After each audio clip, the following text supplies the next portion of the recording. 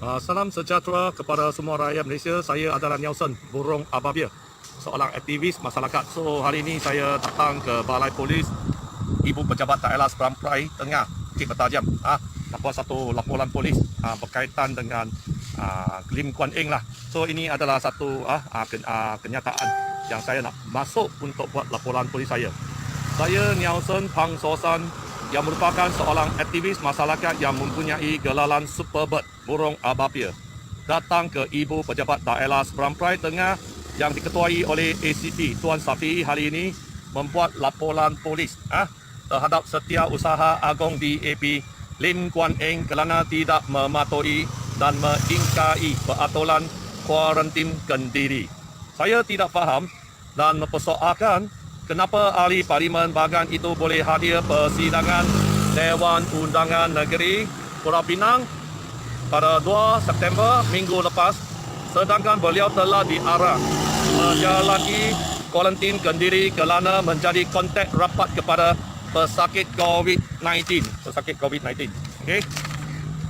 Menurut peguam beliau COVID-19, Lim Kuan Eng perlu menjalani kuarantin kendiri pada 1 hingga 10 hari bulan September dan tidak dapat menghadiri perbicaraan di mahkamah kemarin baru-baru ini. Tetapi mengapa beliau boleh menghadiri sidang undangan negeri Pulau Pinang pada 2 September lalu?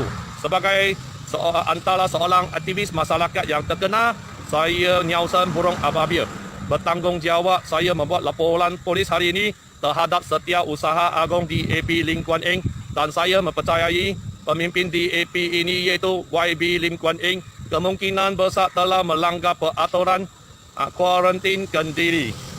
Peguam COVID-19 memalukan kepada mahkamah anak guamnya dialah menjalani perintah kuarantin kendiri selama 10 hari bermula 1 hingga 10 September ini. Saya sebagai seorang aktivis masyarakat, saya berpendapat Lim Kuan Eng sebagai seorang ahli parlimen bahagian yang bertanggungjawab itu sepatutnya menjalani kuarantin kendiri selama 10 hari di dalam rumah, iaitu sehingga 10 September ini. Peguam Lim Kuan Eng memberi alasan anak guamnya itu tidak dapat menghadiri perbicaraan di mahkamah baru-baru ini kerana perlu menjalani kuarantin kendiri. Tetapi mengapa beliau boleh hadir sidang Dewan Undangan Pulau Pinang pada 2 September lalu? Saya mengesaki kenyataan berhubung gagal menghadiri diri ke mahkamah dengan alasan kuarantin itu amat bercanggah. Tindakan Lim Kuan Eng itu juga dilihat seolah-olah menghina mahkamah terdahulu. Perbicaraan kes Lim Kuan Eng yang berdepan 4 pertuduhan membabitkan pembinaan terowong, dasar laut dan projek pembinaan jalan utama di Pulau Pinang ditangguhkan kepada 22 September ini selepas beliau dialah menjalani kuarantin kendiri kerana menjadi kontak rapat kepada pesakit COVID-19.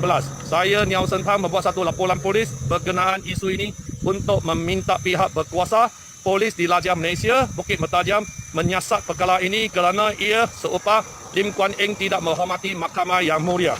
Saya buat laporan ini disebabkan dalam perkara 8 Perlembagaan Malaysia telah dinyatakan dengan jelas semua rakyat Malaysia adalah berkenaan dengan hak kesamarataan.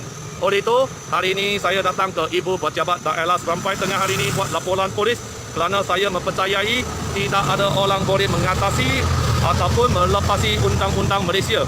Sekiranya perbuatan beliau bercanggah dengan undang-undang, tidak kira dia seorang pemimpin DAP ataupun ahli parlimen. So, sekarang saya nak masuk dalam buat laporan polis. Okey, tolong spoiler and share. Share kepada semua masyarakat Malaysia tahu. Tidak kira ini DAP pemimpin, mereka pandai cakap, mereka apa. Kalau dia buat salah, kita terus buat laporan polis. Tidak tergesa-gesa buat laporan polis. Terima kasih.